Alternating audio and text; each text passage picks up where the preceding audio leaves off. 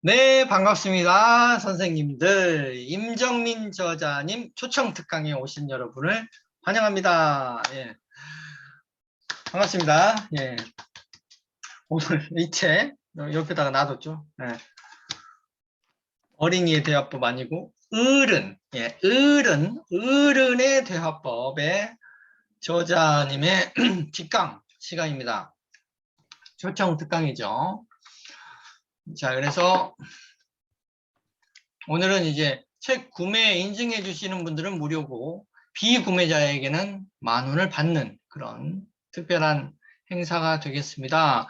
너는 꼭 그렇게 말해야 돼. 예, 가시돋친 말에 감정적으로 반응하지 않고 침착하게 대응하는 어른들의 말 연습이라는 어른의 대화법이라는 제목으로 아주 요즘 베스트셀러 바로 올라갔죠. 사실 예약 판매, 이제 책이 나오기 전에 곧 나올 거니까 미리 사실 분은 미리 예약 구매를 하세요라고 하는 그 이벤트가 있거든요. 그 이벤트를 하자마자 바로 베스트셀러 올라갔어요. 이 책은. 그래서 출간 전부터 주요 서점 베스트셀러가 됐고 지금 2주 조금 넘었는데 바로 입문 분야 오늘자가 13위까지인가요? 예. 하여튼 혁혁한 여러 가지 성과. 팬들이 역시 대기하고 있었나 봐. 우리 임정민 저자님 평소에 지인 관리도 잘하시고 그래서 이제 수거의 계절, 수확의 계절인 거지. 이제 본인이 뿌려놓은 그런 씨앗들을 여기저기 잘 거두고 계시고 또 책이 워낙 좋으니까 책 자체 내용도 좋고 디자인도 너무 예쁩니다. 예쁘게 잘 됐어요. 이거 에폭시 효과. 좀 이따가 이 디자인의 의미도 좀 여쭤보고 싶어요.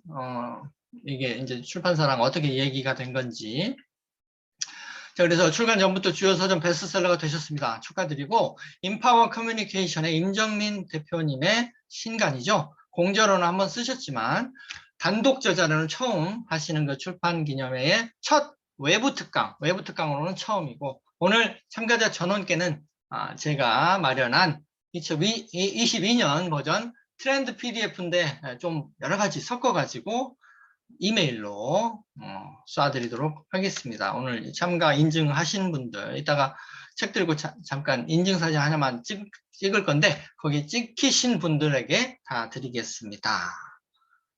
예, 그래서 오늘은 레오장 춤스쿨의 69회차 곧 70회를 찍는데 저희도 곧 이제 어느덧 중년에 접어들었습니다. 그래서 잠깐 임정민 스피치 커뮤니케이션 대표님 소개시켜드리면 인파워 에듀케이션 지금 운영하고 계시고요. 소통연구소 교육원장, 명강사에도 등재되시고 아주 화려한 방송에도 나오시고 저서 어른의 대화법 단독, 아주 작은 성장님 공저, 기타 등등 여러 가지 활동을 하고 계십니다. 이렇게 이메일이 이분에게 직접 컨택하시고 싶으신 분은 이쪽으로 연락 부탁드립니다. 자, 그러면 각설하고 우리 인파워 저자님 뜨거운 박수로 모셔보겠습니다. 예. 네, 안녕하세요. 반갑습니다. 그 목소리는 잘 들리시나요? 네. 네, 좋습니다.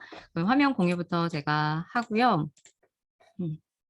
자, 일단은 여러분이 이제 앉아서 듣고는 계시지만 이제 손가락은 열심히 좀 움직이실 필요가 있어요. 그래서 한번 테스트를 해볼 텐데, 자, 채팅창을 한번 가보시겠어요? 채팅창. 자, 오늘은 저희 책을 좀 구매해 주신 너무나 감사한 독자분들이 모인 자리잖아요. 자, 채팅창에 가셔서 내가 이 책을 사기는 했는데 미처 읽지는 못했다. 시간이 부족해서 1번. 내가 다는 아니지만 그래도 어느 정도 책을 좀 읽었다. 2번. 네, 채팅창에 한번 써보시겠어요? 네, 좋습니다. 1번 일단은 사두시고 오늘 특강 막 참여하고 싶으셔서 일단은 막 부리부리하게 불이 나게 이제 사신 분들 네, 오늘 받으셨고 네네 좋습니다. 반 정도 읽으셨고 최현숙 선생님 네 좋습니다. 서미령 선생님 네 박경인 선생님 자, 열심히 써주고 계십니다. 네, 정수련 작가님 막 1번 그죠? 땀 삐지. 일단은 오늘 특강을 듣고 싶으셔서 그죠? 이렇게 책부터 먼저 사신 분들이 많은 것 같아요. 근데 그것만으로도 저는 너무 감사합니다. 여러분이 이 책이 베스트셀러가 될 수 있게끔 이렇게 좀 혁혁한 성과를 낼 수 있게끔 사실은 일조를 해주신 거기 때문에 저는 이제 너무나 감사합니다. 그럼 이렇게 해서 테스트를 해봤네요. 그럼 일단은 시작을 해보도록 하겠습니다. 어른의 대화법 제목이 일단은 좋다. 라는 의견이 하나 있었고 또 하나는 어떤 의미지? 어떤 대화법이라는 거지? 이렇게 호기심이 있는 분들이 계시더라고요. 그래서 아마 오늘 강의를 들어보시면은 그 의미를 좀 아실 수 있을 것 같아요. 제가 하루하루 정말 요새 기적이 일어난다라는 걸 지금 실감하고 있어요. 주말에만 하더라도 인문 분야 전체에서 13위였는데 오늘 보니까 또 그 출판사에서 연락을 주셨는데 9위로 또 오른 거예요. 그래갖고 이게 하루하루 너무 이게 순위가 올라가니까 이게 좋기도 하지만 좀 무섭기도 하고 제가 이렇게까지 책이 사랑받아도 되나 너무 과분한 것 같아서 또 놀라고 있고요. 판매 지수도 22,000 꽤 이게 높다고 하더라고요. 엄청 일반적으로 높죠. 예, 맞아요. 네네. 일반적으로 주위에서 그냥 지인들이 조금 사주면 한 2,000 정도, 3,000 그죠?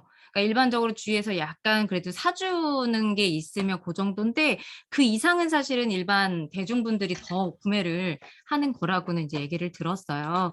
그래서 좀 결과들이 좋아서 또 이 자리가 만들어진 것 같습니다.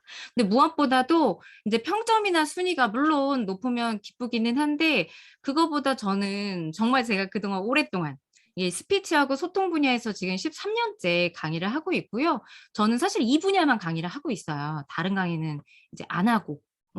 그래서 제가 오랫동안 이제 스피치에 대해서 생각했던 거, 코칭해왔던 어떤 노하우들, 소통 교육을 하면서 많은 분들이 어떤 부분에서 좀 어려워하시고 어떻게 이렇게 도움을 드리니까 변화되는 것들을 봐왔기 때문에 그런 걸 좀 알려드리고 직접 내가 좀 변화되는 거를 스스로 느끼셨으면 좋겠다 생각했는데 그런 부분들이 이렇게 리뷰 통해서 많이 이야기를 해 주셔서 너무 좋더라고요. 그래서 실제로도 이렇게 남편한테 소리 내서 읽어 줬다. 이런 얘기도 하시고 그다음에 관계를 개선하고 싶은 어른이나 그다음에 상담가들, 교사들 모든 어른들한테 좀 권면하고 싶다. 뭐 이렇게까지 좀 써 주셨고 그다음에 상담, 부모 상담할 때도 좋은 것 같다. 이런 부분들.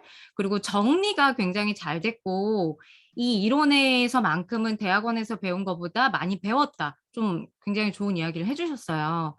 그러니까 이 책이 교류 분석이라는 심리학을 근거로 해서 제가 소통을 좀 풀어간 건데 그런 게 사실 전공자, 심리학을 전공하셨거나 혹은 상담 쪽에 계신 분들은 여러 가지 상담 이론이나 기법들을 전문적으로 배우시는데 제가 이 책에서 소개한 교류 분석 말고도 이제 많은 이론들을 알고 계세요. 근데 그런 분들조차도 좀 배울 때 어려웠는데 이 책을 통해서 좀 내가 쉽게 더 이해 안 됐던 것들이 이해가 됐다. 좋았다라고 얘기를 해 주셔서 너무 좋은 것 같아요. 무엇보다 제가 최근에 오늘을 리뷰를 올리신 분께 너무 인상이 깊어서 이야기를 드리고 싶어요. 이분이 자녀가 셋이래요. 둘은 출가했고 막내만 이제 미혼. 그리고 벌써 38년을 아내분하고 사신 거예요. 그러니까 연령이 어느 정도 될까요? 한 60대 되실까요? 60대? 70대? 그죠? 두 자녀를 다 출가를 시키고 38년을 아내분하고. 그래서 내가 그동안 너무 딸들한테도 무뚝뚝하고 정이 없이 얘기하고 그죠? 내 대화법에 문제가 있었는데 이 책을 보면서 이런 법칙이나 사례들 보면서 내가 앞으로 좀 연습을 많이 해야겠다라고 다짐을 하셨대요. 그래서 제가 이 책을 썼을 때 이걸 보고 그래 우리 상사가 우리 남편이 와이프가 우리 애들이 이거 보고 좀 이렇게 바뀌어야 돼라고 상대를 탓하거나 그들을 막 질책하는 게 아니라 스스로 내가 좀 변화되고 바뀌어야 되겠다라고 결심하고 그걸 행동으로 옮기는 걸 정말 그 한 가지를 제가 원했던 부분이거든요. 근데 실제로 후기를 통해서 그런 이야기를 좀 해 주셔서 조금이나마 제가 책을 쓴 것이 의미가 있지 않았나 싶어요. 그래서 이렇게 다른 분들의 리뷰를 보시니까 뭔가 좀 도움이 될 것 같다라는 기대감이 그래도 있으시죠. 못 읽으셨던 아까 1번 쓰셨던 분들은 만독 해주시면 더 좋고요. 그리고 이렇게 리뷰 구매하신 사이트에서 이렇게 리뷰 남겨주시면은 더욱 감사하겠습니다. 책이 워낙 인기가 많다 보니까 제가 네이버에도 맨 처음으로 검색되더라고요. 원래 예전에는 검색했을 때 한 3-4번째 있었거든요. 근데 이게 책이 워낙 반응이 좋고 하다 보니까 제가 이렇게 첫 번째 순위까지 또 올라간 것 같아요. 그러니까 책이라는 걸 제가 써 보니까 첫 번째는 내가 가진 콘텐츠를 좀 정리를 할 수 있는 부분이 굉장히 좋은 것 같고요. 물론 판매나 인제 이런 것들이 따라줘야 출판사하고도 서로 도움이 되기는 하지만 출판 시장이 워낙 좀 좋진 않으니까. 근데 내가 작가 입장에서는 내 콘텐츠를 좀 정리할 수 있기 때문에 그런 부분이 너무 좋은 것 같아요. 그리고 두 번째는 내가 갖고 있던 신념, 철학, 생각, 노하우 이런 것들을 또 많은 분들한테 나누어서 선한 영향력을 그죠. 도움을 좀 드릴 수 있다라는 것이 너무 좋은 것 같습니다. 그래서 우리 레오장님이 또 그거 전문가시잖아요. 그래서 출판 코칭 뭐 같이 도움도 받으시고 여기 계신 분들이 책을 또 내신 경험도 있으시지만 새롭게 뭐 업그레이드 돼서 다시 한번 또 책을 올해 한번 내시는 건 또 어떨까 싶습니다. 그럼 저와 같은 기적이 일어날 수 있을 거라고 생각을 합니다. 오늘 특강은 이렇게 4가지로 한번 진행을 해봤어요. 저의 책 목차이기도 합니다. 첫 번째는 정말 우리 많은 사람들이 소통을 어려워하는데 그리고 특히 소통을 하는 데 있어서 문제가 되는 것 중에 하나가 이제 말이죠. 말이 잘못 나가서. 그래서 우리의 말이 왜 제자리 걸음인지 그 원인을 좀 제 나름대로 분석을 해서 정리를 해 봤고요. 두 번째는 소통을 하는 데 있어서 '아 저 사람 왜 저래? 아 저 사람은 뭐야?' 이렇게 남을 내가 왜 그런지 생각하는 게 아니라 '아 나는 왜 그러지? 나는 어떤 사람이지?' 나를 먼저 좀 이해할 수 있는 그런 걸 생각하실 수 있도록 두 번째 챕터에서 내용을 정리했고요. 세 번째는 '그러면 나에 대해서 알았어. 그럼 앞으로 어떻게 말해야 되는지 그래서 교류 분석 심리학이라는 이런 이론을 좀 근거로 해서 뭐 방법론을 좀 여기다 담았고요. 마지막은 실제로 이제 제가 코칭했던 사례들 그리고 제가 경험했던 사례들 그래서 많은 분들이 일상에서 좀 일어날 법한 그러한 이야기 속에서 이 대화법을 어른의 대화법을 어떻게 적용해야 되는지를 좀 풀어 쓴 책이에요. 그래서 리뷰를 보니까 어떤 분이 이거 내 얘기 쓴 거 아니야?' 이렇게 해서 깜짝 놀랐다 그러더라고요. 좀 어떤 직업군, 어떤 연령대, 어떠한 소통이나 말 습관이 있는 분이다라는 제가 코칭했던 사례를 썼는데 나 아니냐고 내 얘기인 줄 알았다고 하면서 공감하시는 경우들이 있더라고요. 그래서 우리가 일상에서도 요렇게 많이 접하는 불통이 되는 그런 상황들을 좀 마지막 챕터에서 풀어 썼습니다. 자 그럼 첫 번째는 왜 우리말이 제자리 걸음인지. 많은 사람들이 이제 "소통이 어렵다."라고 이야기할 때 항상 이야기하는 게 그거예요. "우리 너무 달라. 아 저 사람이 나를 이해를 못 해." 이렇게 얘기를 하거든요. 근데 이 세상에 나랑 똑같은 사람은 존재하지가 않아요. 하물며 우리가 쌍둥이라고 하더라도 외모는 쪼끔 비슷할 수 있는데 완전히 성향이나 기질이 다른 경우들 많이 보죠. 그러니까 우리가 전 세계에서 이미 나랑 같은 사람은 존재하지 않기 때문에 그건 너무 당연한 거고 그 자체보다는 달라서기보다는 그 다름을 대하는 나의 태도, 소통 방식이 조금 우리의 말을 제자리 걸음으로 만들지 않나라고 제가 이제 생각을 해 봤습니다. 그랬을 때 첫 번째 어 다른 거를 많은 분들이 다르기 때문에 소통하기가 어렵다라고 제가 말씀을 좀 전에 드렸잖아요. 근데 다른데 문제는 내가 맞다고 생각을 해요. 다르잖아요. 그러면 분명히 달라. 나는 이렇게 말하고 상대방은 이렇게 말해. 근데 누군가는 그럼 한 명 맞아야 되잖아요, 옳은 말을 하는 사람이. 근데 그게 자기라고 생각하는 거야. 내가 맞다고 생각하는 거야. 그죠. 그러면 나 스스로가 맞다고 생각하면 어떤 문제가 발생하냐면요. 상대방이 틀렸다라는 결론이 나와요. 어. 내가 "야 넌 틀렸어, 틀렸어."라고 직접적으로 말 안 하고 "야 내가 하는 이게 맞아. 야 내가 생각할 땐 이거야."라고 내 의견만 주장을 해도 이미 그 자체로 "너는 틀렸어." 라고 암묵적으로 이야기를 하는 거예요. 그리고 상대는 그렇게 받아들이고 해석할 수밖에 없어요. 그래서 내가 사람하고 소통할 때 내가 맞다라고만 생각하고 내 의견을 너무 강하게 주장해 버리면 일단 상대방하고의 소통이 어렵습니다. 상대가 나는 틀렸어. 나를 무시하네? 난 아니라고 하네? 라고 해석이 되기 때문에.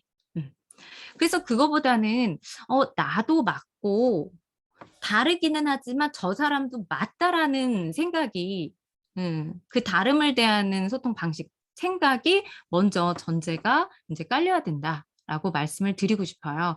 그래서 책에 제가 사례로 이렇게 테이블 앞에 숫자 6이라는 숫자를 얹어 놓고 오른쪽 사람과 왼쪽 사람이 어떻게 다르게 보이는지를 이렇게 일러스트로 삽입을 했거든요. 그럼 앞에 숫자가 6이라고 써 있는데 오른쪽 사람 입장에서 요 방향에서 봤을 때는 분명 9로 보여요. 근데 이제 왼쪽에 있는 사람 입장에서 요 관점에서 봤을 때는 6으로 보입니다. 그럼 보세요. 둘 다 다르죠. 다른 사람이죠. 근데 이 사람이 말한 것도 본 것도 맞는 거고 이 사람이 본 것도 맞다라는 거예요. 그래서 우리가 어떤 의견이나 생각을 내가 제시할 때 내 의견이 맞다라고 하더라도 그걸 그냥 일방적으로 주장하는 것보다는 상대방도 맞다, 맞을 수 있다까지 이렇게 생각을 해 주셨을 때 그게 이제 소통이 제자리 걸음이 아니라 조금이라도 한 걸음 나아갈 수 이제 있다라는 거죠. 또 하나 제가 여기다 글자를 하나 써 보면요. 제가 글자를 검정색으로 한번 써 볼게요. 자.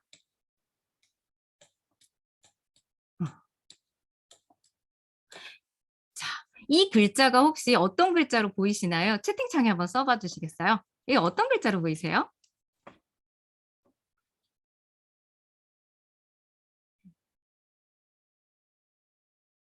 문. 오, 이정민 선생님 맞추셨습니다. 네, 대부분은 이 방향으로 봤을 때 문으로 보이실 거예요. 근데 내가 저 반대편에 있다 생각하고 보시면 곰입니다, 글자가. 지금 여기 계신 분들이 지금 내가 모니터를 보는 방향, 제가 쓴 방향으로 봤을 때는 문인데 이 반대편으로 보면은 그렇죠. 곰이라는 글자로 보입니다.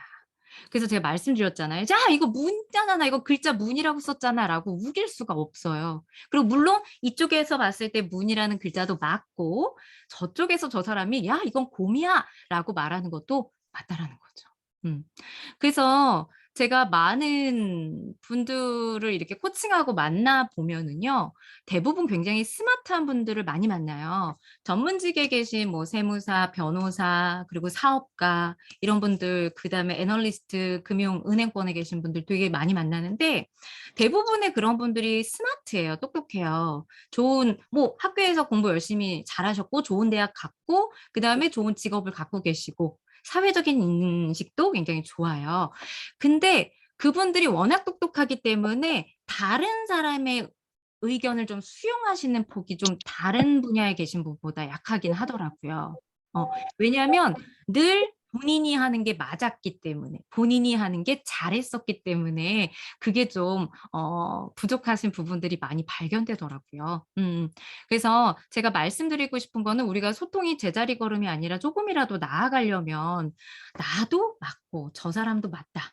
그러니까 내가 맞다라는 게 옳다는 게 저 사람이 틀렸다는 걸 의미하는 건 아니다. 그 생각을 좀 가져주시면 좋을 것 같아요. 특히 여기는 숫자 6이라는 숫자를 표기한 거지만 숫자는 예를 들면 우리가 수학 문제를 잘못 풀면 틀렸다고 할 수 있어요. 공식이 잘못되고 연산이 잘못되면. 근데 사람의 의견은 다 제각각이고 다 우리는 전 세계 모든 사람들이 다 다르기 때문에 누구 하나의 의견이 틀렸다고 말할 수는 없어요. 사실은 명확히 얘기하자면. 다르다라고. 근데 자꾸 우리가 틀렸다라고 생각하고 그 다른 사람을 자꾸 받아들이지를 좀 못하죠. 그러니까 저 사람의 문제가 아니고요. 내가 그 다름을 대하는 태도, 소통 방식을 좀 되돌아볼 필요가 있다. 그래서 저는 항상 제 머릿속에 생각하는 거는 everything is okay. everyone is okay라고 늘 생각해요. 다 괜찮아. 저 사람도 맞아. 괜찮아. 이러면서 저도 계속 노력을 해왔거든요. 그러다 보니까 제 주장만 너무 강하게 펼치지는 않게 되더라고요. 그 부분이. 자, 두 번째는 우리가 소통이 제자리 걸음 이유, 우리의 말이 제자리 걸음인 이유는요. 제가 분석한 거는 이제 치우침, 편향이에요. 스탠퍼드대 그 경제학과 매튜 잭슨이라는 교수님이 네트워크라는 책에서 이런 말씀을 하셨어요. 지금 사람들이 예전보다 전 세계적으로 훨씬 더 많이 연결되어 있다. 그죠? 저희 비대면으로도 온라인으로도 굉장히 많은 소통을 하고 있잖아요. 우리는 정말 훨씬 더 많은 연결이 되어 있는데 동시에 분열되어 있다라고 이야기하시는 거예요. 이게 무슨 얘기냐면 사람들이 연결은 많이 되어 있는데 나랑 동일한 성별, 연령, 지식 수준, 교양, 경제적 수준 이렇게 비슷비슷한 사람하고만 어울리려는 경향이 있다고 하시는 거예요. 그걸 동종 선호라고 합니다. 호모필리. 그러니까 우리가 유유상종, 끼리끼리라는 말을 쓰잖아요. 그것처럼 많은 연결이 아무리 있어도 결국에는 나랑 뭔가 맞는 거. 나이든 성격이든 학벌이든 교육 수준이든 경제 수준이든. 그러다 보면은 내가 그렇지 않은 사람하고 같이 어울리기가 그리고 나와 다른 그 사람들하고 같이 소통을 하기가 좀 어렵다라는 거죠. 이해를 이제 못하게 되는 거죠. 대표적으로 이제 요새 우리가 영상 미디어가 발달했기 때문에 유튜브 같은 거 많이 보시잖아요. 그러면 블로그도 많이 보시고 그러면 우리가 알고리즘이라는 단어 한 번씩 들어보셨을 거예요. 알고리즘에 의해서 뭐가 이렇게 영상이 나온다, 뭐 노출된다 이런 이야기 많이 하는데요. 음, 유튜브 같은 거 보면 내가 최근에 정치에 관심이 있어서 그 영상을 클릭했어. 그래서 그 영상을 시청하신 거예요. 그럼 그다음부터 자꾸 비슷한 영상들이 정치 관련된 영상들이 계속 뜨는 걸 보셨을 거예요. 그리고 제가 좀 소름 끼치게 놀란 게 뭐냐면 무섭다라고 생각하는 것까지 생각했던 게 뭐가 있냐면 그렇게 유튜브를 봤잖아요. 근데 갑자기 핸드폰에서 제가 인터넷을 막 검색하죠. 그럼 비슷한 기사라든지 비슷한 것들이 또 휴대폰에도 연결돼서 떠요. 그러니까 이런 게 우리가 흔히 그 IT 쪽에 계신 분이 빅데이터라고 이야기를 하시죠.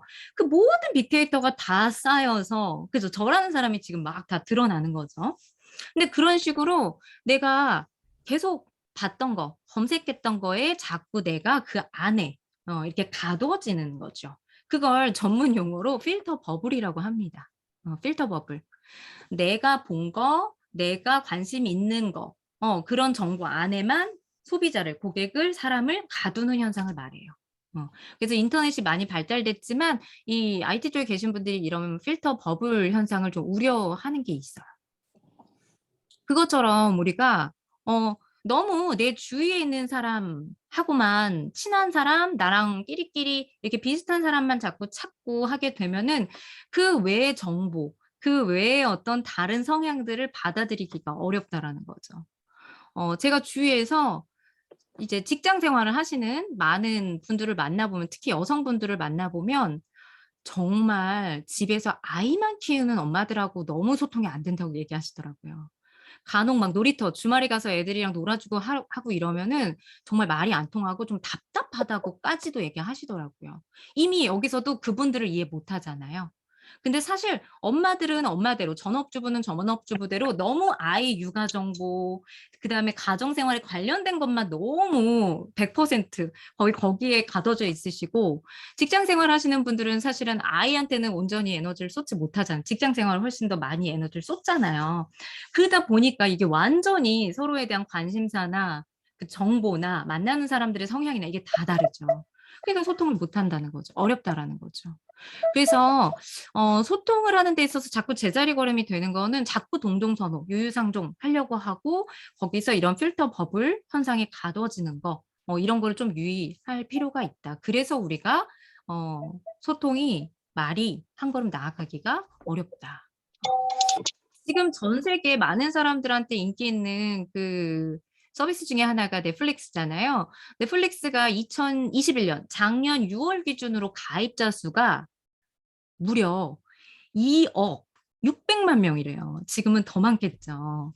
근데 왜 이렇게 넷플릭스가 인기가 많냐라고 했더니 전문가들의 분석에 따르면 이 개인화 전략, 한 사람 한 사람의 성향에 맞춰서 콘텐츠를 추천해줘서 그래서 이게 성공했다라고 이야기를 하더라고요. 실제로 그 고객이 그동안 봐왔던 넷플릭스에서 봐왔던 그 정보를 가지고 비슷한 거를 계속 추천을 했을 때 그 추천 엔진이 추천한 콘텐츠와 그렇지 않은 콘텐츠를 비교했을 때 추천 엔진이 이 추천을 해줬던 콘텐츠를 보는 게 무려 80%가 된다 그러더라고요. 그죠? 그러니까 계속 그렇게 되다 보면은 이제 아까 말씀드린 것처럼 너무 내가 한쪽으로 편향, 그죠? 치우쳐 버리기 때문에 그 반대 성향, 반대 정보들은 취하지 못해서 좀 소통이 어렵다. 제자리 걸음일 수밖에 없다. 세 번째는 비대면. 이거는 이제 새롭게 제가 코로나 터지고 나서 지금 많은 분들의 일상이 변화됐잖아요. 그걸 분석을 해보니까 너무 비대면이라서 온라인에서 소통하기가 어렵다라는 이야기들을 정말 많이 하셨어요. 비대면을 계속 하잖아요. 그러면 소통이 더 나아가기가 좀 어려운 한계가 좀 있기는 있습니다. 무슨 얘기냐면 지금 여기 계신 분들이 화면 켜주시고 감사하게도 제 강의를 지금 들어주고 계시잖아요.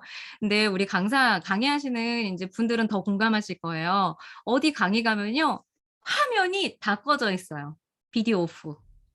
그쵸. 그 경험해 보신 적 있으시죠? 그러면 여러분 지금 몇 분이라도 화면을 켜주셔서 제가 지금 이렇게 기분 좋게 소통을 하면서 여러분의 얼굴도 보면서 강의를 하지만 이게 다 비디오 오프되고 그 상태로 제가 강의한다고 생각해 보세요. 그쵸. 아, 제대로 듣고 계신 건가? 나 혼자 떠드는 것 같네? 이게 답답하고 좀 힘들겠죠. 마음고생 막 하겠죠. 그러니까 이 비대면 상황이요. 이런 식으로 가면은 소통이 더 나아가긴 어렵다. 나아가기는 어렵다. 그래서 지금 이 비대면 상황 자체도 우리가 소통을 좀 더 한 걸음 더 나아가기에는 좀 제약이 있고 우리가 소통이 잘 되어 있지 않는 그런 원인이 또 되는 것 같습니다. 실제로 이런 영상 줌 같은 거 말고도 뭐 카톡으로도 지금 소통 되게 많이 하시잖아요. 사실 카톡이 지금 국민 앱인데 60대, 70대 그런 분들은 사실 예전에 스마트폰 안 쓰셨어요. 왜냐면 내가 뭐 앱을 까는 것도 아니고 뭐 영상 통화하는 것도 아니고 인터넷도 많이 하는 게 아닌데 스마트폰을 쓰면 기본 요금이 높잖아요. 기본적으로 막 4-5만 원씩 하잖아요. 요금제에 따라서 다르지만. 근데 카톡 때문에 대부분 다 스마트폰으로 바꾸셨어요. 그리고 이제는 70대, 60대 분들도 다 이제 스마트폰 쓰는 게 이제 일상화가 많이 됐죠. 그러다 보니까 많은 분들이 이렇게 문자라든지 카톡이라든지 비대면으로 소통을 하니까 너무 소통이 급해졌어요. 빨라졌어요. 그래서 일러스트에서 보시면 내가 단톡방이 너무 많다 보니까 이거 여기다 보냈어야 되는데 저기다 잘못 보내는 경우들. 한 번쯤 겪어보셨죠? 그리고 내가 이 사람한테 이 말을 했다가 이거 너무 막 내가 실수한 것 같아 막 이러면서 막 삭제하고 그리고 내가 상사한테 상사 욕하는 걸 친구한테 동료한테 보내려고 했는데 상사한테 보내고 당사자한테 그걸 보내는 그죠? 이런 불상사가 좀 많이 이루어졌습니다. 그래서 카카오톡이 몇 년 전에 보낸 메시지 취소하기 기능이 새로 생긴 거예요. 그죠? 그러니까 이런 비대면 상황에서 사람들이 너무 즉각즉각 카톡으로 소통을 할 수 있으니까 너무 빠르게 이렇게 조급해졌다라는 거죠. 근데 그러다 보니까 말실수, 문제가 좀 발생을 한다.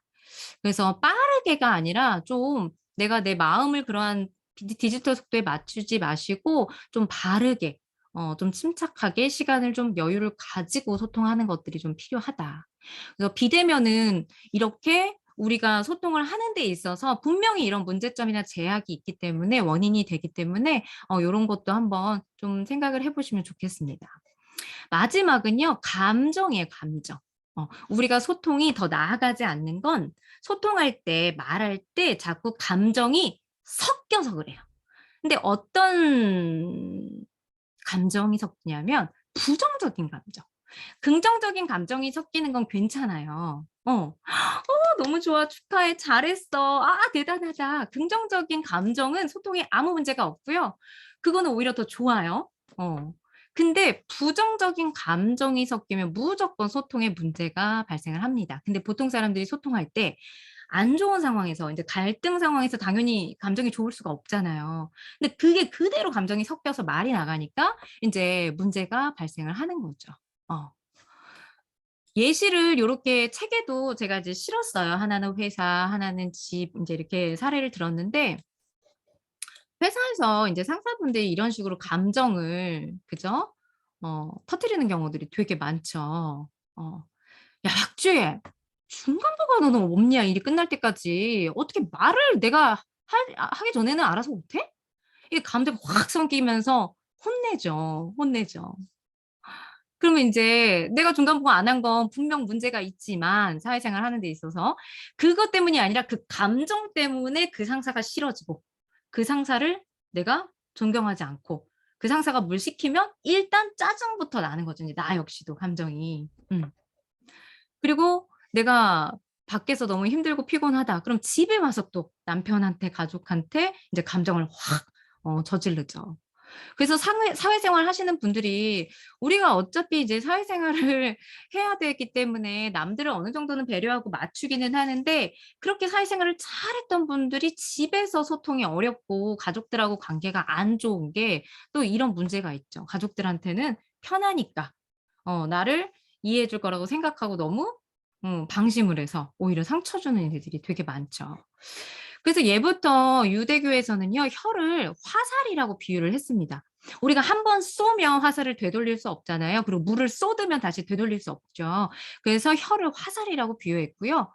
또 더 심하게는 이 말을 내가 못되게 하고 안 좋게 해서 상대방한테 상처를 줄 수가 있고 죽일 수도 있죠, 말로. 그렇기 때문에 살인에까지 비유했어요. 살인에까지. 우리가 막 상처 주고 상대방한테 안 좋게 험담하고 이야기하는 것들을. 그래서 사실은 말을 할 때 감정이 섞여 버리면은 일단 소통이 안 되고 관계가 무조건 틀어진다라고 보시면 돼요.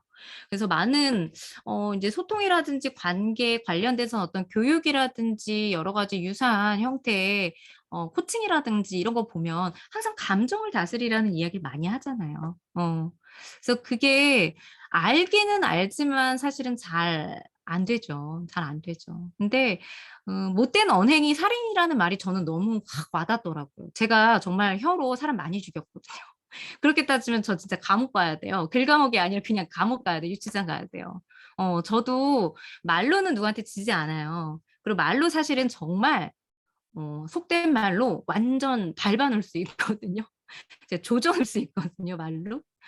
제가 진짜 그럴 수도 있는 사람인데 그리고 그 정도로도 상대한테 저도 상처 준 적이 있지만 그게 결국에는 문제 해결을 떠나서 우리 관계, 소통에 있어서 너무나 치명적이라는 거를 제가 느꼈기 때문에 정말 이 못된 언행은 살인이라는 생각을 저도 늘 갖고 있습니다. 임상문 님이 조심조심하겠다고. 네. 저 조심하세요. 예. 그래서 이 감정 섞인 말 뒤에는 무조건 가혹한 대가가 뒤따른다는 거. 그죠? 그 대가를 내가 당할 수밖에 없다는 거 좀 기억을 해 주셨으면 좋겠습니다. 그래서 왜 우리말이 자꾸 내 소통하는 것이 제자리 걸음일까? 일단 다름을 대하는 소통 방식. 그죠? 요런 부분들. 음. 그리고 내가 소통을 할 때 비대면인 부분들 이런 거 그리고 치우침 이런 부분들 그리고 감정 섞이는 거. 이 결국 네 가지 제가 분석했던 요 네 가지로는 절대 소통이 될 수가 없고 관계가 개선될 수 없다. 한번 제가 정리한 내용으로 다시 한번 좀 얘기해 보시면 좋을 것 같아요. 뒷담화만 안 해도 성인군자가 된다고 우리 정리영 선생님. 네 맞습니다. 말을 저는 이제 스피치를 또 코칭을 하잖아요. 말을 잘하는 것도 물론 중요하지만 말 실수를 안 하는 게 훨씬 중요해요. 훨씬 중요해요. 말을 실수하고 말로 인해서 누구한테 상처 줬을 때 오는 그 이후의 후폭풍, 데미지가 훨씬 큽니다.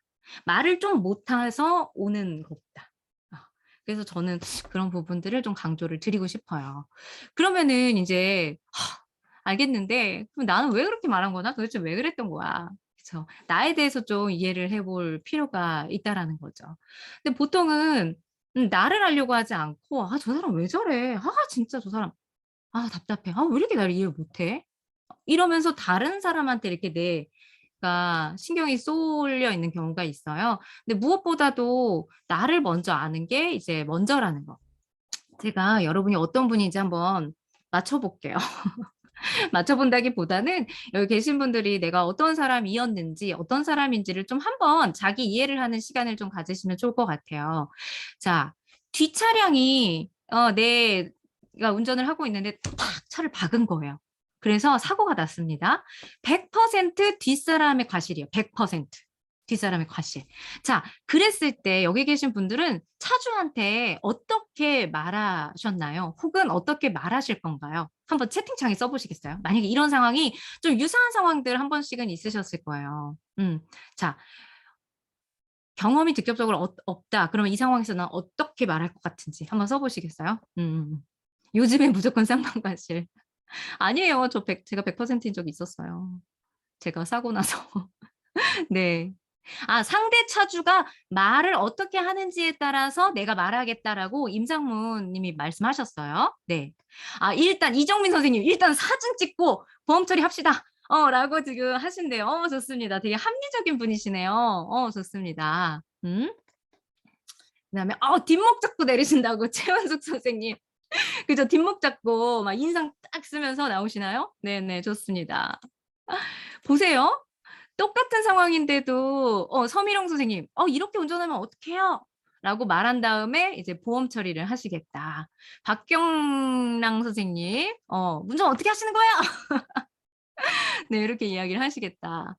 아, 우리 신동희 선생님은 다치신 데는 없으신가요? 없으세요? 라고 하면 좋겠지만, 좋겠지만, 말은, 차간거리 안 지키신 거 아니에요? 그죠? 뭐 이런 식으로 이제 이야기 하신다고요. 네, 좋습니다. 어쩔 거예요? 그죠? 이런 식으로.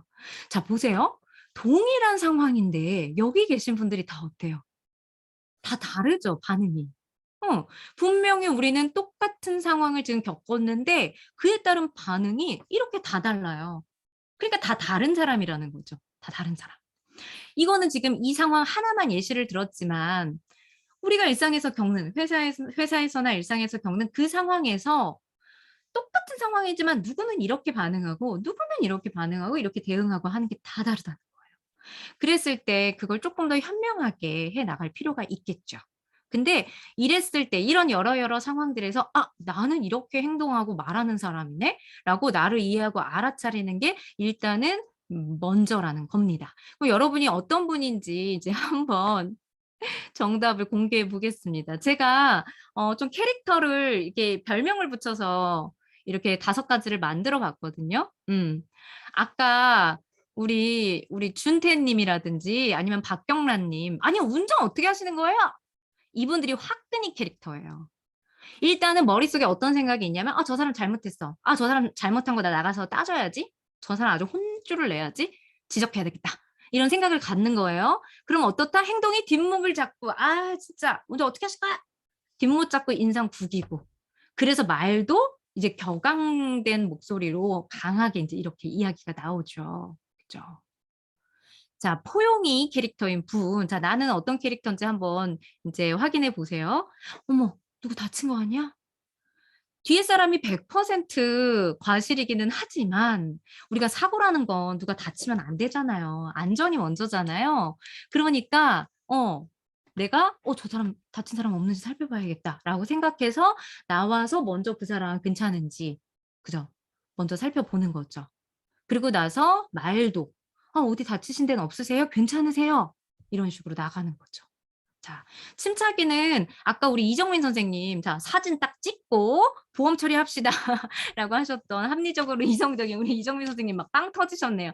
침착이 캐릭터예요. 그러니까 상황을 굉장히 객관적으로 보고 이렇게 절차대로 내가 해야겠다는 생각을 갖고 나가니까 당연히 차 상태 보고 보험사 연락하고 하는 이런 이성적인 행동이 나가는 거죠. 말도 "자 그쪽 보험사에 연락하세요. 네 저는 이렇게 하겠습니다." 이렇게. 솔직히는 자기 감정에 굉장히 충실한 캐릭터예요. 되게 솔직한 캐릭터. 그래서 어떡해요. 사고 났어. 왜 어떻게 아침부터 출근 시간 늦겠네." 이러면서 혼자 자기 감정을 이렇게 솔직하게 표현하는 스타일. 그러면서 행동도 뭔가 난처한 표정, 그죠? 시무룩한 표정 이런 거. 말도 그냥 혼잣말로 하는 거예요. 화끈이하고 보통 솔직이 캐릭터를 두 개를 헷갈리시는 경우가 있어요. 확실하게 구분을 하는 건 뭐냐면 화끈이는 상대가 잘못했다라는 생각을 갖고 있는 사람이고요. 솔직이는 그게 아니라 그냥 내 감정에 충실한 거예요. 아, 어떡해. 아, 사고 났네. 아, 처음부터 왜 이런 일이 생긴 거야. 이런 반응인 거고 화끈이는 아, 운전 똑바로 못하세요? 아, 문제 있네. 이 차이예요. 그러니까 화끈이도 화를 내니까 감정에 막 좀 솔직한 것처럼 이렇게 헷갈리시는 경우가 있는데 화끈이는 무조건 상대가 잘못됐다. 문제가 있다라는 생각으로 그러한 행동과 말이 나가는 겁니다. 끄덕이는 꾸덕꾸덕 그죠? 일단 상대방의 반응을 이렇게 어떻게 나오는지 살피고요. 그거에 맞춰서 내가 맞춰주는 거예요. 이 사람의 나오는 행동이라든지 말에 따라서. 그러고 나서 웬만하면은 그 사람 의견에 이렇게 따라주는 형태입니다. 아까 임상문 님이 그죠? 요 캐릭터 끄덕기 형태가 나오셨죠. 이렇게 5가지. 그래서 똑같은 상황이지만 사람들은 어떻다? 다 이렇게 다르다. 음. 그래서 내가 어떤 사람인지를 먼저 이렇게 확인하실 필요가 있다. 이해하실 필요가 있다. 이게 교류 분석에서는 왜 이렇게 풀이를 하냐면 제가 이거를 교류 분석을 기반해서 이 캐릭터를 제가 만들어낸 거예요, 이해하기 쉽게. 그런데 정말 리뷰들을 보면은 다들 이렇게 쉽게 설명해 줘서 너무 이해가 됐다라고 이야기를 많이 해 주셨거든요. 그래서 내 성격이라든지 다른 사람의 성격을 이렇게 캐릭터로 좀 기억을 하시면 훨씬 좋으실 것 같아요. 자, 요때 보면은 이 화끈이나 포용이 얘네 두 개는 우리가 부모자라고 합니다. 부모자, parent. 그러니까 인간은 3가지의 자아가 있는데 그 3가지가 부모, 그다음에 어른, 아이라고 그 교류 분석을 창시한 에릭 번, 미국의 정신의학자 에릭 번이 그렇게 이야기를 하거든요. 그랬을 때 이 2가지 캐릭터는 일단 페어런트예요, 페어런트. 페어런트, 이 부모자가 강한 분들은 사람하고 소통할 때 일단 내가 상대보다는 좀 위에 있어요, 관점이. 그래서 대화할 때 대화의 에너지가 수직적이에요. 위에서 아래로 내려가요. 어. 다만 그게 좀 강하고 통제적으로 나가면 화끈인 거고 그게 좀 부드럽고 따뜻하게 포용적으로 나가면 포용인 거예요. 예를 들면 엄마가 혹은 상사가 부하 직원을 잘 챙기고 "야, 김대리 그거 잘 되고 있어? 야 쉬엄쉬엄 해. 너무 무리하지 말고." 혹은 부모님이 아이를 챙겨주는 것도 위에서 '내가 이 사람을 보호해 줘야 된다. 내가 너보다 위다.'라는 게 이미 시선이 있는 거예요. 부모자한 거예요. 다만 강하고 통제적이면 화끈이, 그게 좀 따뜻하고 포용적이면 포용이 캐릭터인 거예요. 침착이는 어른자, 어덜트자입니다. 어덜트자. 응.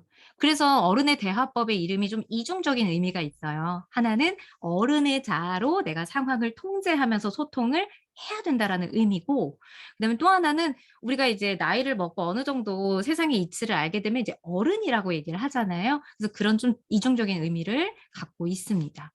어른 자아는 성격이 이제 하나예요. 어른 자아에서 온 성격도 침착이 하나. 무조건 이성적이고 합리적으로 논리적으로 요렇게 캐릭터가 나옵니다. 마지막 솔직히하고 끄덕이는 차일드, 아이자.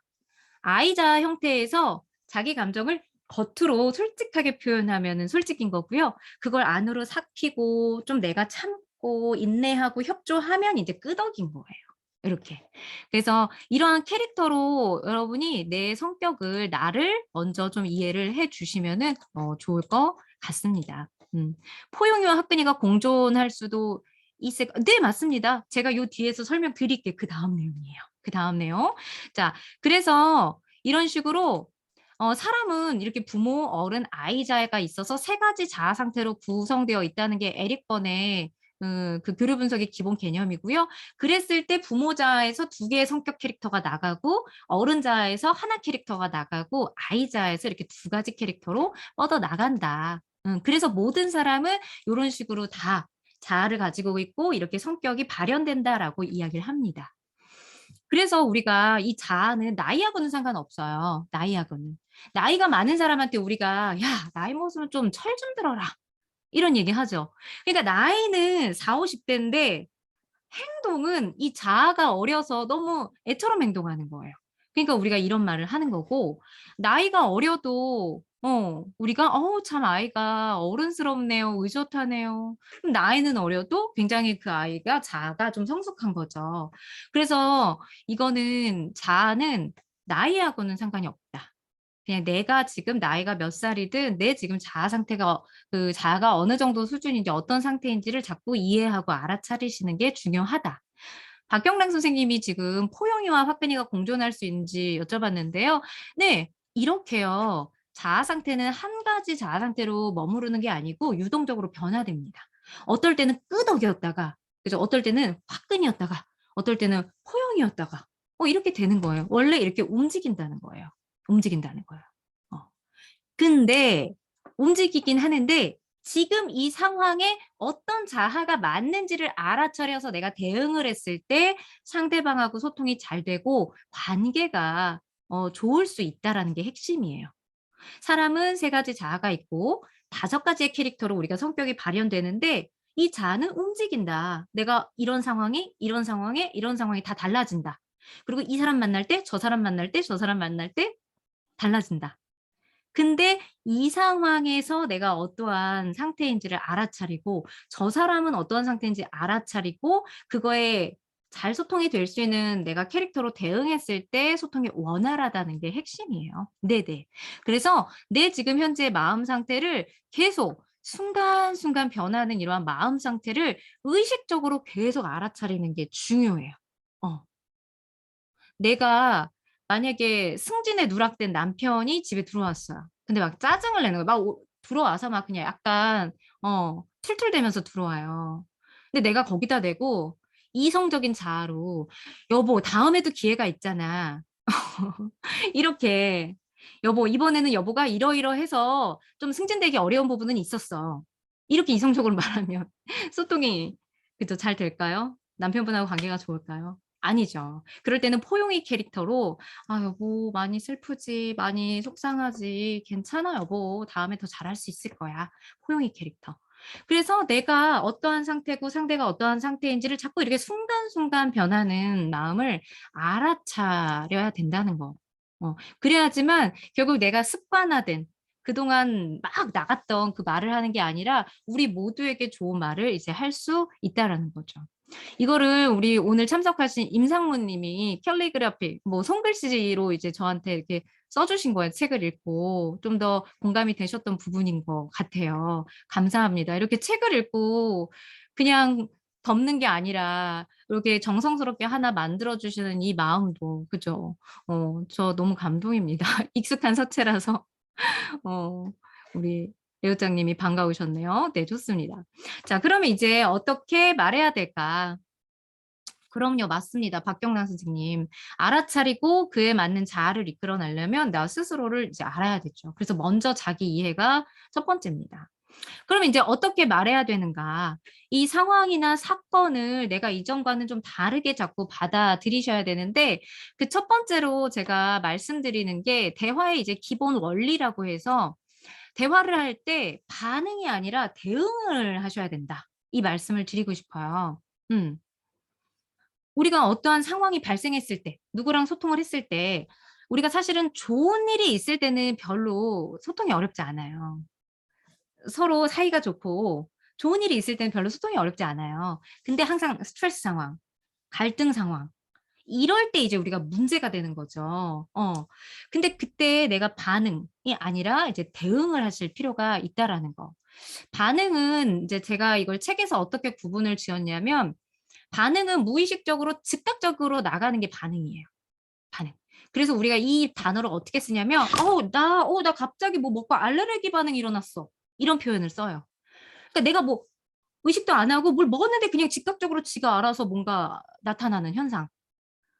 그래서 반응은 뇌를 거치는 게 아니에요. 그 즉각적인 거예요. 근데 대응은 이제 뇌를 거치는 거예요. 의식적으로 내가 선택해서 '어떻게 행동하겠다. 말하겠다.'라고 정해서 그 반응이 나가는 거예요. 그래서 반응과 제가 대응이라는 표현을 썼는데요. 대응을 잘하려면은 좀 소방관을 떠올리시면 돼요. 지금 갑자기 화재 사고가 일어났어요, 화재 사고가. 그랬을 때 신고가 들어온 거예요. 어. 그러면은 우리가 그 전화를 받은 소방관이 갑자기 출동하지 않아요. "네. 지금 거기 몇 명이나 있나요? 거기 몇 층인가요? 네. 지금 어떤 상태인가요?" 모든 정보들을 침착하게 그 사람한테 많이 얻어서 그거에 필요한 인력과 장비를 준비하고 신속하게 출동을 해요. 그러니까 그 속도가 이분들은 전문가고 훈련이 됐기 때문에 되게 빨라요. 대응이 반응처럼. 근데 우리도 소방관은 아니지만 어떠한 갈등 상황이 처했을 때 바로 내가 지금 어떤 자아지? 저 사람은 어떤 자아지? 어떻게 해야 그래도 우리가 관계를 해치지 않고 할 수가 있지? 알아차려서 그에 맞는 캐릭터가 나가줘야 된다는 거죠. 그래서 대화를 하실 때 기본적으로 내가 대응을 하겠다. 소방관을 떠올려서 대응을 하겠다라는 생각을 좀 가지시면 좋을 것 같아요. 약속 시간에 우리가 사람들하고 만남을 할 때 이렇게 늦는 경우들이 더러 있잖아요. 한 30-40분 늦었어. 그러면은 언제 오는 거야? 언제 오는 거야? 그죠? 슬슬 짜증이 나고 화가 나기 시작하죠. 우리 모두에게 시간은 중요한데, 그리고 내 다음 스케줄도 있는데. 근데 그랬을 때 반응은 이게 뇌를 안 거치고 무의식적으로 즉각적으로 나가는 사람은 야, 너 지금 몇 시냐? 아니 오면서 연락이라도 하든가 이러면서 버럭 그죠? 화내고 바로 반응이 나가죠. 근데 이제 대응은 감정은 똑같대요. 인간은 기계가 아니기 때문에 화가 나고 짜증나는 감정은 똑같이 느끼는데 대응을 하게 되면은 그 감정을 일단은 느끼고는 있지만 말을 무슨 일 있었어 오다가? 왜 이렇게 늦은 거야? 라고 먼저 그 사람이 어떤 상황이었는지 어떤 경위가 있는지를 좀 묻는 거죠. 그래서 똑같은 상황이지만 정말 나의 자아 상태를 알아차리는 게 이렇게 중요하다. 그래서 반응이 아니라 대응을 하시는 게 이제 너무 중요해요. 실제로 그 존 가트먼 부부 상담 쪽에서 굉장히 유명하신 그 교수님이 계신데 35년간 3천 쌍의 부부를 이제 연구를 했을 때 부부 사이의 대화에 처음 한 번만 지켜보면 이혼 가능성 64%를 예측할 수 있다라고 이야기를 하셨어요. 그랬을 때 이 이혼하는 커플들을 보니까 부부들을 보니까 첫 번째 이혼한 이유가 첫 마디가 그죠. 부정적으로 좋지 않은 말이 나가는 경우였대요. 그죠. 대응을 하지 않고 반응으로 이렇게 그냥 나가버린 거죠. 그리고 두 번째는 상대방을 비난하고 모욕하고 그러면서 자기는 자기 변호를 해. 자기 합리화를 해요. 그리고 세 번째는 상대방한테 불평불만하는 거. 네 번째는 뭔가 이렇게 뭐 손가락질 한다든지 눈을 그냥 못마땅하게 쳐다본다든지 이렇게 좋지 않은 몸짓을 보내는 거. 요렇게 있다고 합니다. 다섯 번째는 뭔가 좀 관계를 개선하고 싶은데 자꾸 실패, 안 되고 그리고 이 사람하고의 과거를 경험을 떠올렸을 때 자꾸 안 좋은 기억만 있고 이게 대표적으로 이혼을 하는 부부들의 특징으로 나타난 거예요. 첫 번째는 첫 마디가 부정적으로 나왔다. 그래서 꼭 반응이 아니라 대응이 중요하고요. 저는 여기에 이제 한 가지 더 말씀드리고 싶은 거는 관계의 그 대화의 목적과 관계의 끝을 생각하시라는 거예요. 우리가 갈등 상황에서 결국 너 잘났니, 나 잘났니, 너 잘못했다니 막 이런 걸 원하는 게 아니잖아요. 그 상황을 잘 해결하고 어떻게 쭉 현명하게 해 나갈지를 서로 합의점을 찾고 이런 부분들이 중요한 거잖아요. 그러니까 대화라는 건 결국 이 사람과 내가 좋은 관계를 맺기 위해서 우리가 대화를 하는 거지 뭐 기분 나쁘려고 대화하는 거 아니잖아요. 그러니까 내가 화는 나도 내가 짜증이 나도 저 사람이 뭔가 실수를 했어도 일단은 대화의 목적 우리의 관계 자체가 좋은 걸 사이좋게 지내는 게 대화의 목적이기 때문에 좀 좋게 말하자. 좋게 풀어가자. 대화의 이 목적을 꼭 기억하시라는 거고 그다음에 두 번째가 관계의 끝을 생각하시라는 거예요. 이별의 끝을 잡고 솔리드의 노래처럼 관계의 끝을 잡고 그렇죠. 저는 이렇게 말씀을 드려요. 내가 퇴사할 거 아니라면 혹은 퇴사를 결심한 그 시점이 아니라면 내가 친구하고 절교할 게 아니라면 지인과 절교할 게 아니라면 내가 이혼할 게 아니라면 그죠. 잘 풀어가는 게 중요하다. 그래서 관계의 끝을 내가 이 사람이랑 정말 절교하겠어. 내가 이 사람이 헤어질 거야. 라고 결심했은 게 아니라면은 이 관계를 포기하지 말고 그래 대화는 좋은 관계를 맺는 거지. 나 이 사람이랑 헤어질 거 아니야. 나 이 사람 손절할 거 아니야.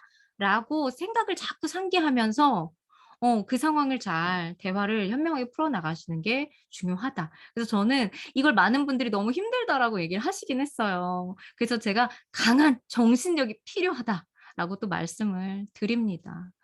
결국에는 이 사람이랑 헤어질 것도 아니고 내가 이 사람 진짜 미운 것도 아니고 그냥 그 사건, 그 일 때문에 서로 감정 상하고 기분 나쁜 건데 결국에는 소통과 말이 잘못 나가서 틀어지는 거잖아요. 그렇죠. 그래서 정말 손절할 게 아니라면 네, 복수 불반분 한 번 쏟은 물은 다시 주워 담을 수 없다. 그렇죠. 그래서 내가 정말 그 관계를 부여잡아야 돼요. 아까 이별의 끝을 잡고처럼 관계의 끝을 부여잡으셔야 돼요. 결심이 섰다. 그러면은 뭐 상관없습니다. 왜? 끝낼 거니까. 그리고 내가 이 사람이 내 영혼을 갉아먹어. 내 자존감을 완전 바닥치게 해. 그런 사람들은 당연히 손절해야죠. 제가 말씀드리고 싶은 건 소중한 관계. 우리 가족, 지인, 부모, 그리고 내가 회사를 그만둘 건 아니기 때문에 회사를 무조건 포기할 수는 없잖아요. 그런 중요한 관계만큼은 꼭 이별의 끝, 그저 관계 끝을 부여잡고 좀 대화를 풀어가시면 좋겠다. 그럼 실제로 어떻게 대화를 해야 되는가? 우리는 대화를 할 때 크게 이게 에릭 버니 교류 분석에서 사람들은 대화를 할 때 세 가지 대화 유형으로 소통을 한다라고 이야기를 하거든요. 이거를 교류 분석에서는 상보 교류, 상보, 교차 교류, 어긋나는 거, 이면 교류라고 표현을 하는데 저는 상보는 이제 소통이 되는 대화, 교차는 어긋나는 거, 고통이 되는 대화. 그리고 이면 뭔가 이렇게 속 얘기를 숨기고 하는 그걸 이면 대화, 이면 교류라고 하는데 저는 비밀 대화라고 좀 이해하기 쉽게 말씀을 드렸어요. 표현을 했어요. 그래서 소통 대화는 내가 뭐 어떻게 딱 자극을 보냈어. 어떻게 먼저 말하고 행동했어. 그랬을 때 상대가 이 말하는 사람이 기대한 대로 예상한 대로 반응을 해주는 게 소통이 되는 대화예요. 그러니까 이쪽에서 쿵 했는데 저쪽에서 짝 해줘야 소통이 되는 거예요. 근데 고통 대화는 내가 쿵 했는데 저쪽에서 빡 그러면 이제 소통이 안 되는 거죠. 나는 이 사람한테 이런 반응을 기대하고 말했는데 그쪽에서 내가 기대한 반응이 안 나와. 그럼 이제 틀어지는 거예요. 그죠?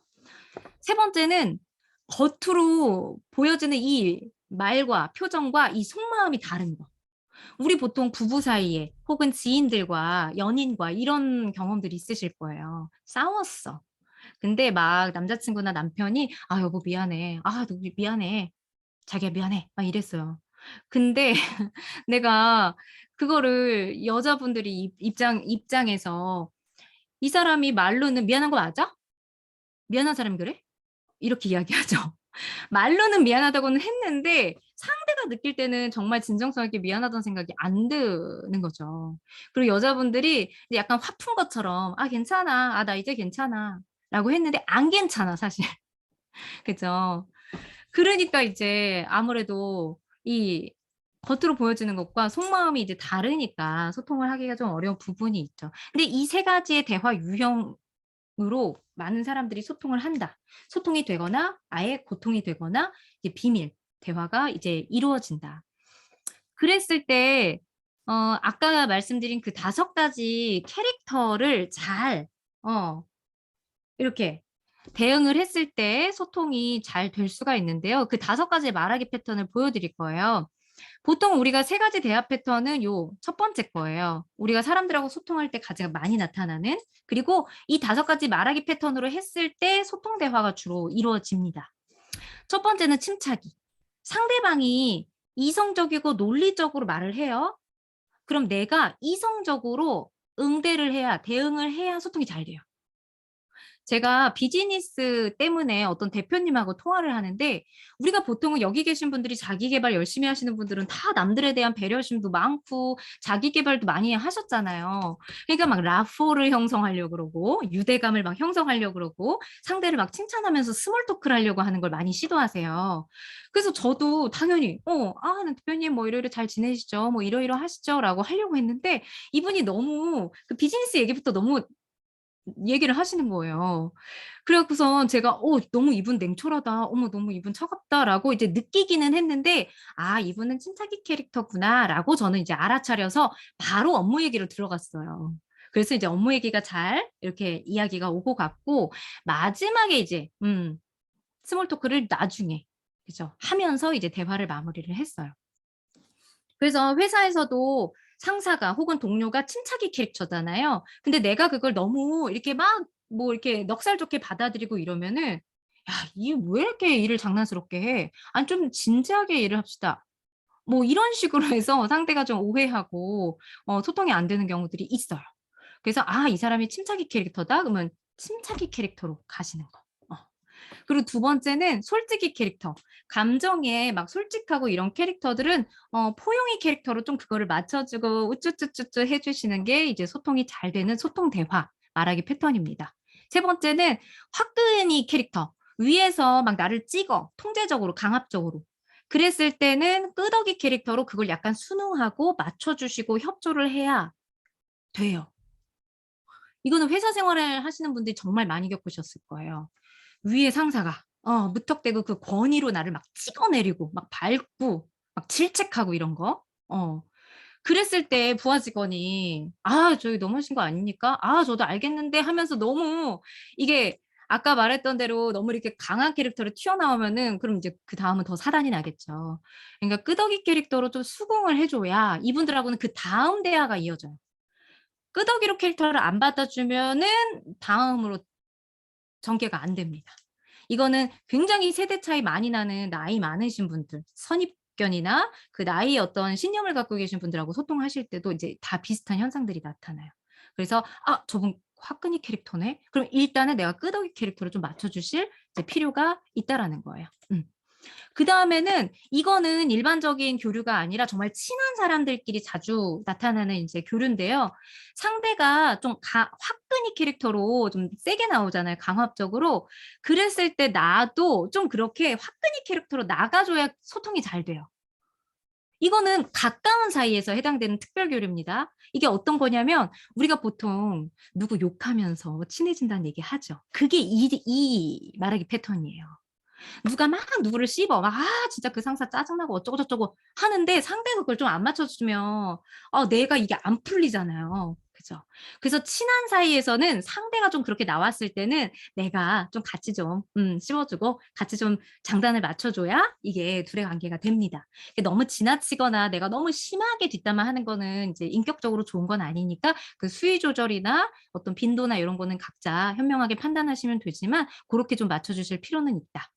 솔직히는 감정 표현이 그죠? 솔직하고 이렇게 애정 표현을 잘하잖아요. 그래서 우리가 보통 이렇게 커플들끼리 "나 잡아봐라." 할 때 상대방이 막 그걸 재밌게 이러면서 그죠? 이렇게 능청스럽게 받아주잖아요. 요런 게 이제 그거고요. 그다음에 아이들이 주말에 막 어린아이들, 어린 자녀 있는 그런 가정에서 일어나는 사례인데 아이들이 아빠한테 막 놀고 싶어서 막 다가가잖아요. 막 "꼼짝마. 쏜다!" 막 이러면은 그죠? 아빠가 막 이렇게 해 줘야 애들하고 재밌게 놀 수 있잖아요, 조카들하고 놀 때도. 그래서 이게 아이가 그렇게 애정 표현을 잘하고 솔직한 캐릭터로 나왔을 때 나도 그 상황극에 들어가서 같이 재밌게 이렇게 눈높이를 맞춰서 소통을 해 주셔야 잘 된다. 그렇지 않고 부모님들이 "아유 그거 위험해, 위험해. 얼른 그거 치워, 치워. 아 이게 뭐야 지저분하게."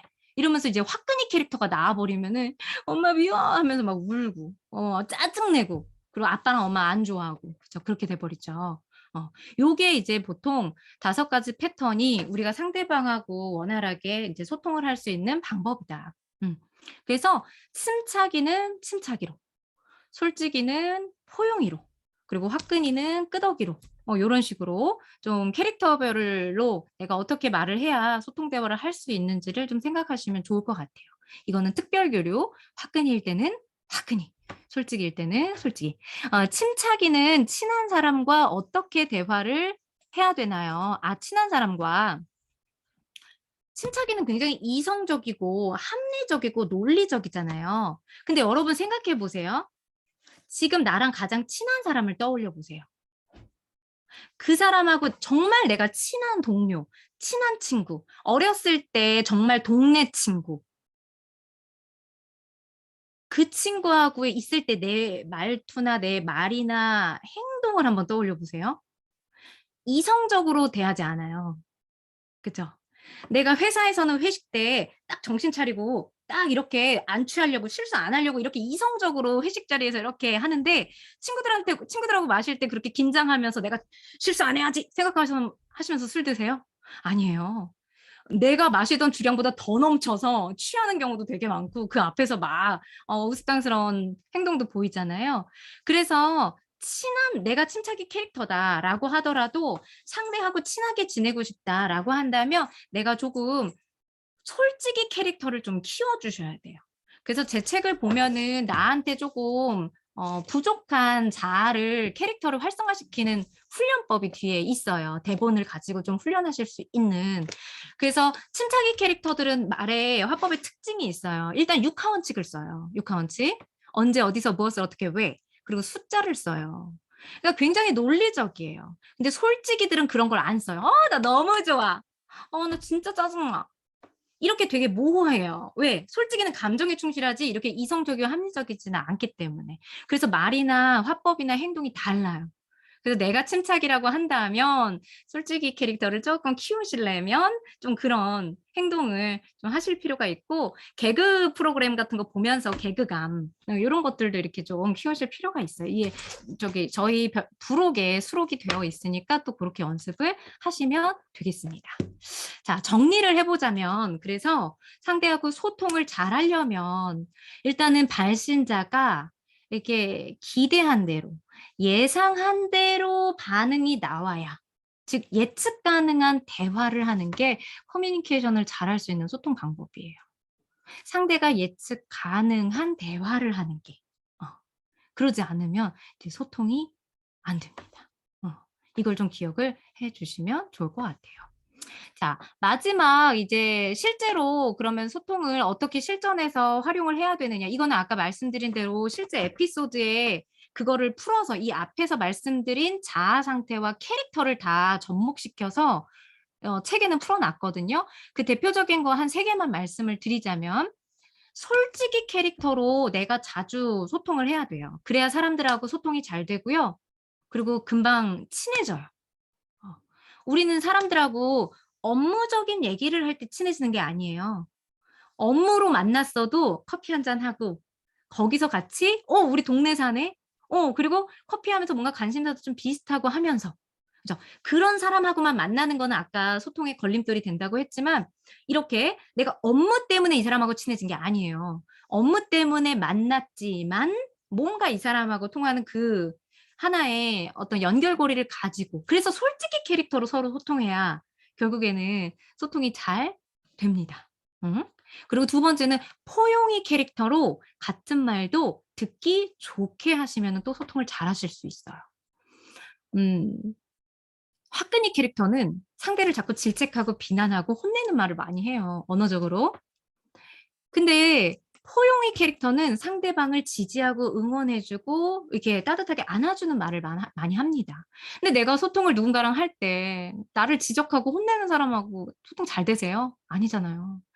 내가 설사 회사에서 회사 업무를 실수를 했어도 내가 설사 친구 관계에서 뭔가 잘못을 했어도 아까 지각을 막 30분, 1시간씩 늦은 것처럼 내가 잘못을 했어도 상대가 나를 계속 혼내고 질책하면 기분 좋을 사람 없어요. 그리고 결국에는 막 발끈하기도 해서 사태가 더 안 좋아지기도 해요. 그래서 호용이 캐릭터로 자꾸 같은 말도 듣기 좋게 하는 방식을 선택을 하셔야지만 소통을 잘 할 수 있다. 그래서 같은 말도 이렇게 칭찬하고 좋게 말하는 걸 어떤 분들은 가식적이야, 인위적이야. 이렇게 이야기를 하시고 받아들여서 막 싫다라고 하시는 경우도 있는데 같은 말을 듣기 좋게 한다는 거는 내가 할 말을 그냥 해도 되는데 듣기 좋게 한다는 건 이 사람을 배려하는 일이에요. 상대하고의 소통을 중심에 두는 거예요. 듣기 좋게 말 안 하고 그냥 말해도 돼요. 근데 그건 나를 중심으로 소통을 하는 거죠. 왜? 그냥 내가 좋은 방식대로. 근데 상대가 듣기 좋게 한다는 건 상대를 배려하는 거고 상대하고의 소통을 중심에 두는 거기 때문에 당연히 소통이 더 잘 될 수밖에 없다. 마지막은 끄덕이 캐릭터. 나하고 세대 차이가 좀 나고 본인의 핵심 신념이 너무 강하고 어차피 안 바뀌어요, 그분들. 우리하고 세대도 다르고 문화도 다르고 완전히 다르죠. 그 세대를 내가 바꾸려고 해봤자 안 바뀌어요. 우리 상사 내가 바꿀 수 있어요? 못 바꾸잖아요. 우리 남편, 와이프, 우리 아이? 그죠? 바꿀 수 없잖아요. 그러니까 그러한 캐릭터, 윗세대, 나이 많고 좀 권위적이고 하는 분들한테는 끄덕이 캐릭터로 처음에 끄덕이 캐릭터로만 이제 하시는 게 이게 맞춰주는 게 먼저 중요하다. 먼저. 그걸 먼저 하고 그다음은 이제 다시 어른자로 서로 소통하는 거예요. 처음에 첫 단추를 꿰지 못하면 그다음이 안 되는 거지. 끄덕이 캐릭터는 먼저 맞춰주셔야 된다. 정유영 선생님이 굉장히 중요한 말씀을 하셨네요. 채팅창에 화끈이만 나쁘군요라고 얘기하셨는데 여기서 중요한 거 말씀드릴게요. 이 모든 캐릭터는 좋고 나쁨이 아니에요. 화끈이 캐릭터는 나쁘다, 포용이 캐릭터는 좋다가 아니에요. 어른 캐릭터가 좋다가 아니에요. 그냥 각각의 캐릭터로 특성으로 받아들이셔야 돼요. 네, 맞아요. 다른 거예요. 왜냐하면 모든 성격은 다 장단이 있어요. 화끈이 성격은 굉장히 규범, 도덕, 선악 이런 것들이 굉장히 강해요. 근데 그게 지나치게 강하고 남을 내가 비난하고 이 사람을 바꿔버리려고 너가 잘못했어로 하니까 그게 과해지니까 지나치니까 문제인 거고 좋은 거예요. 규범을 따지고 도덕적인 거는 좋은 거예요. 그쵸? 아니 횡단보도 사람 안 지나간다고 그냥 지나가는 게 그렇게 좋은 행동인가요? 아니죠. 네. 그러니까 규범을 따르고 어떤 규칙을 지키고 하는 건 좋은 건데 그게 강압적이고 남을 "넌 틀렸어." 바꾸려고 하니까 이게 과잉이 돼 버리니까 인제 소통이 안 되고 문제가 발생을 합니다. 그래서 제가 코칭을 했던 경찰분이 민원인을 상대할 때 현장을 출동하면 굉장히 인제 이상한 분들을 많이 만나서 힘들다고 이야기를 하셨어요. 근데 그분들은 규범을 따라야 되는 직업군이잖아요. 그러니까 오목조목조목조목 막 이렇게 법 규정을 따지고 막 하는데 상대가 막 버럭 화부터 내고 이 사람한테 짜증부터 내고 막 이렇게 되는 거죠. 그래서 이런 직업군들은 대부분 화끈이 캐릭터가 강해요. 근데 그게 지나치면 이제 안 된다는 거. 포용이 캐릭터는 상대를 배려하고 수용하고 따뜻하게 지지해 준다 그랬잖아요. 그럼 그게 좋은 거냐? 아니에요. 장단. 그건 좋은 점이 맞는데 과잉이 되면 애들을 과잉 보호시키고요. 과잉 친절을 해요. 그리고 상대방한테 너무 맞춰줘서 희생해요. 그래서 이런 분들은 나중에 이런 말 나와요. "내가 너를 어떻게 키웠는데." 너무 포용이로 상대방을 다 케어했기 때문에 나중에 내가 희생한 거에 대해서 너무 억울하다는 생각이 들어서 "누가 엄마가 나 그렇게 키우랬어? 누가 그렇게 해 달래?" 이런 말밖에 안 나와요. 소통이 안 되면. 그래서 다 장단이 있어요. 이성적이고 합리적이고 논리적인 것도 당연히 좋은 장점이 있죠. 그게 지나치면 '너무 인간미 없다. 사람이 너무 이해타산적이다. 기계적이다.'라고 이제 평가를 받는 거예요. 그래서 저는 이게 제가 이렇게 스마트한 분들 되게 좋아하는데 그중에 제가 진짜 좋아하는 분이 있어요. 사심 가득하게 좋아하시는 분이 뇌과학자 카이스트의 정재승 교수님을 되게 좋아하거든요. 근데 뇌과학이라는 게 카이스트라는 게 정말 우리나라에서 보통 똑똑해야 되는 게 아니잖아요. 그러니까 이성적이고 합리적이고 논리적으로 굉장히 스마트하신 거죠. 근데 그분이 이제 개인 인스타라든지 방송에서 나오는 모습들을 보면 되게 위트가 있어요. 그리고 개인의 취향이 좀 이렇게 유머 코드나 이런 것들이 좀 재미있는 요소들이 있으세요. 그러니까 이런 분들은 되게 호감도가 높아요, 많은 분들. 그래서 인기 되게 많으시거든요. 근데 우리가 흔히 지식인이라고 하는 분들을 모셔 놓고 강의를 하거나 강연을 할 때도 그런 분들 되게 많아요. 이렇게 가르치려 들고 그죠? 내가 말하는 거 내가 공부한 거 되게 대단한 거니까 막 그거에 대해서 너무 이렇게 기계적으로 하시는 분들 너무 있어요 더러. 그러면 인간미가 좀 없는 그죠? 그런 모습이 있죠. 그래서 우리 정유영 선생님이 잘 말씀해 주셨어요. 화끈이만 나쁜 거는 아니고 각각의 캐릭터가 너무 과잉이 되면 너무 결핍이 되면 둘 다 어떠한 문제들은 발생을 한다. 그래서 그거를 캐릭터들을 캐릭터 그대로 특성으로 받아들여 주시고 그리고 그걸 내가 좀 긍정적인 쪽의 측면으로 쓰시는 게 좋다. 그리고 내 자아 상태와 상대의 자아 상태의 주파수를 맞춰서 소통하는 데 내가 활용을 하는 게 좋다. 이렇게 생각을 하시면 돼요. 아 이정민 선생님 화병 나신다고요. 그쵸. 화병 나는 분들 많습니다.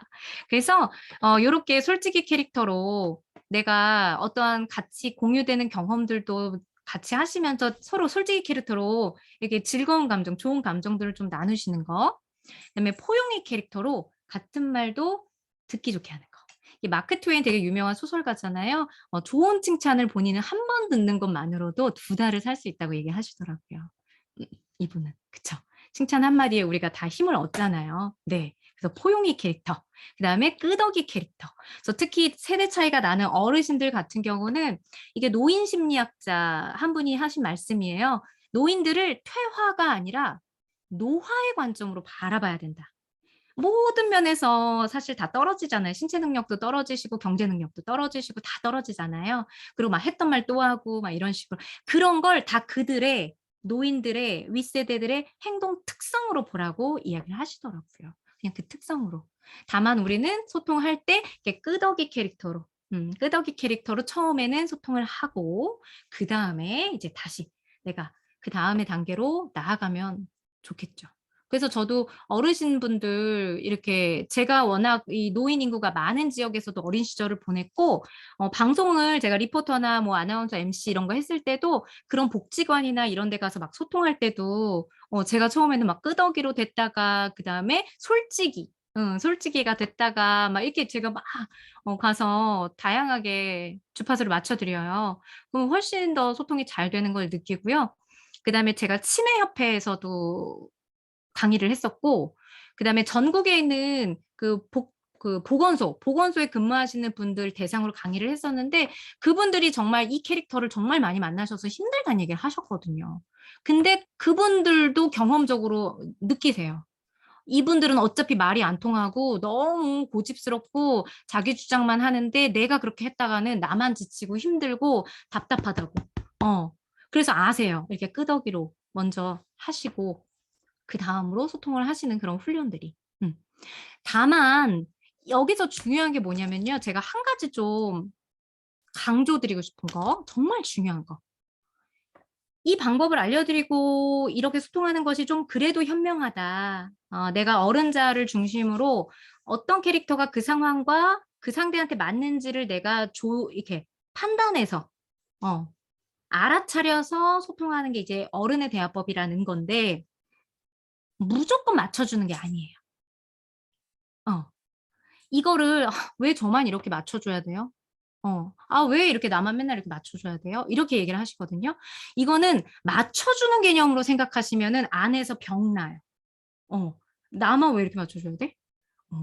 그러시는 게 아니고 내 자아 상태와 상대의 자아 상태, 캐릭터가 어떤지를 이성적으로 어른의 자로 알아차려서 내가 그걸 선택하는 거다. 라고 생각을 하셔야지 내가 이걸 '이 사람 이렇게 맞춰줘야지.'라고 생각하면은 내 마음에서 이게 마음이 합해지지가 않아요. 음. 그래서 제가 이제 리더분을 코칭을 할 때 이런 일이 있었어요. 그분이 이제 임원분이신데 오너분하고 골프를 한 번씩 친단 말이에요. "야 김상무 우리 이번 주말에 골프 가자." 그래서 필드를 나가요. 가면은 계속 이제 중간중간 자꾸 지적을 하신대요. "야 근데 김상무는 다 좋은데 이러이러 야 이런 거 좀 고쳐라." 뭐 어쩌라 저쩌라. 근데 그거를 계속 막 만날 때마다 그러니까 사람은 안 바뀌잖아요. 계속 들으니까 너무 짜증이 나고 막 뭐 어디 거기 골프 치러 가자고 하면 필드 가자고 하면은 막 기분부터가 이미 딱 상하는 거예요. 가기 싫고 짜증나고. 당연하죠. 근데 이거를 이제 코칭을 받으시고 나서 이제 어떤 변화가 있었던 거냐면 여전히 필드를 가면 그 오너는 약간의 이제 질책과 비난과 화끈이 캐릭터가 나가요. 근데 전에는 상무님이 끄덕이 캐릭터로 맞춰 줬는데 어쩔 수 없잖아요. 내가 위에 오너를 우리가 막 개길 수는 없잖아요, 현실적으로. 그러니까 그걸 "아 예." 하면서 이렇게 넘어가는데 이게 화병이 안에서 나고 막 내 감정이 계속 안 좋고 스트레스를 받죠. 근데 그게 아니라 이걸 배우고 나니까 코칭을 받고 나니까 '아 지금 오너분은 화끈이 캐릭터네. 저분은 고런 상태로 이러이러 학습돼 갖고선 저런 모습을 보이시네.' 이거를 어른자로 인식을 하고 알아차리고 나니까 똑같이 전처럼 끄덕이 캐릭터로 응대를 하는 거지만 별로 기분이 나쁘지 않으셨다는 거예요. 그러니까 겉의 현상은 안 바뀌어요. 그분은 여전히 나한테 질책하고 혼내는 그 상황은 안 바뀌어요. 근데 내 마음의 변화 내 내면이 변화되고 이 어떻게 서로 소통해야 되는지 알고 나서 하니까 그냥 그게 의연해지고 침착하게 된다라고 이야기를 하셨어요. 그래서 이걸 배운다고 해서 갑자기 막 내가 막 이렇게 달라진다, 이 사람이 달라진다, 변한다가 아니에요. 내가 변하고 그럼 내가 변한 모습으로 상대를 대하니까 상대가 이제 나를 대하는 모습이 변화돼요. 내가 그 사람을 바꾸진 못해요. 근데 변화된 내 모습을 보여주면은 우리가 이렇게 가랑비에 이렇게 물 젖듯이 이렇게 비에 이렇게 빗물에 이렇게 젖듯이 이렇게 스며들면서 그 상대가 조금씩 변화돼요. 변화돼요. 그래서 꼭 그걸 기억해 주셨으면 좋겠어요. 그래서 윤여정 씨가 나이가 지금 70이 넘으셨는데 많은 분들한테 많은 세대에게 소통이 굉장히 잘 되는 그리고 되게 멋진 어른으로 많이 이렇게 부각을 보였었잖아요. 그분이 이제 이런 말을 하셨어요. "우리는 낡고 매너리즘에 빠졌고 당연히 편견이 있다. 없다면 거짓말이다."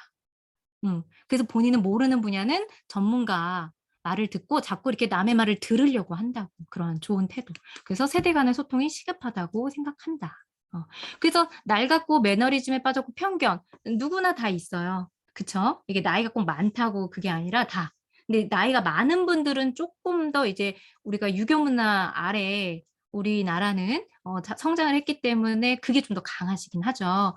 그래서 요런 부분들을 좀 한번 생각을 해 보시면은 좋을 것 같습니다. 마지막은 한 가지 이제 제가 준비한 거니까 요거 소개를 드리고 마무리를 해 볼게요. 그 방송인 김성주 씨, 오디션 MC로 많이 나오는 스포츠캐스터 아나운서 출신 김성주 있잖아요.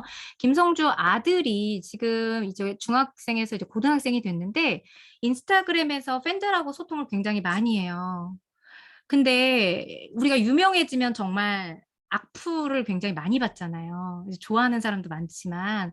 근데 악플을 "야 너 왜 이렇게 그렇게 생겼냐? 못생겼다. 야 콧구멍 왜 이렇게 크냐? 야 재수없다." 막 이런 건 뭐 흔하죠. 근데 그거보다 더 도를 넘어서 "야 진짜 부모가 안 가르친 티가 난다. 야 너 시끄럽다. 입 닥쳐라." 우리가 부모님 걸고 넘어지면은 완전 다들 그죠? 이렇게 이성적이었던 것도 터지잖아요. 근데 그런 식으로 부모를 욕되게 하는 것까지 막 악플을 이렇게 주는 거예요.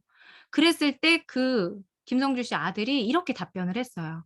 "자신의 단점을 아는 샌드백은 그 어떤 타격도 아프지 않습니다."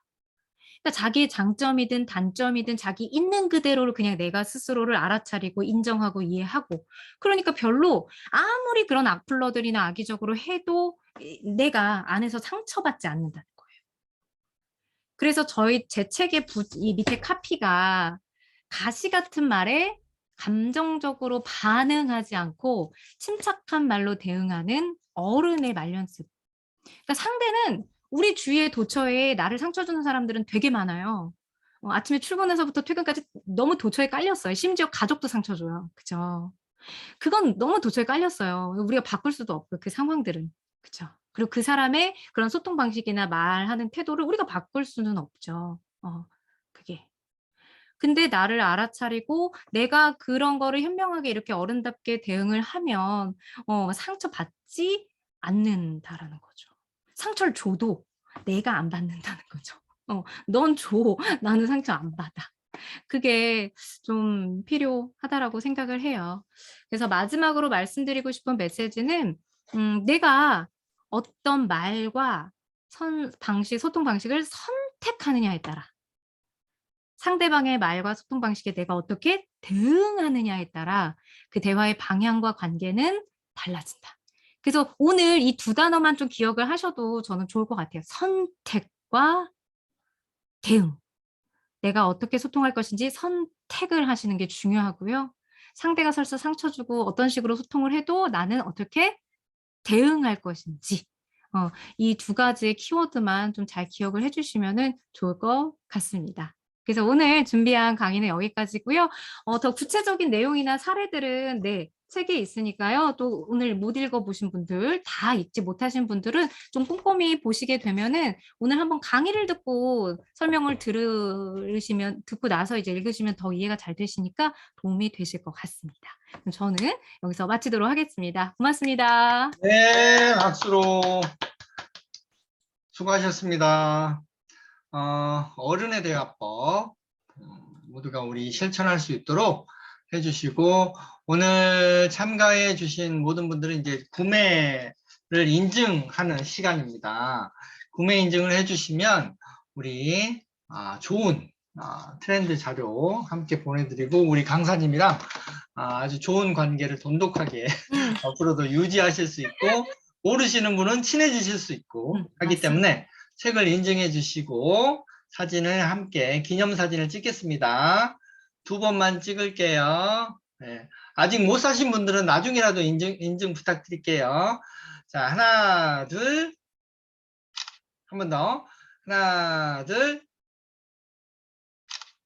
네, 감사합니다. 사진이?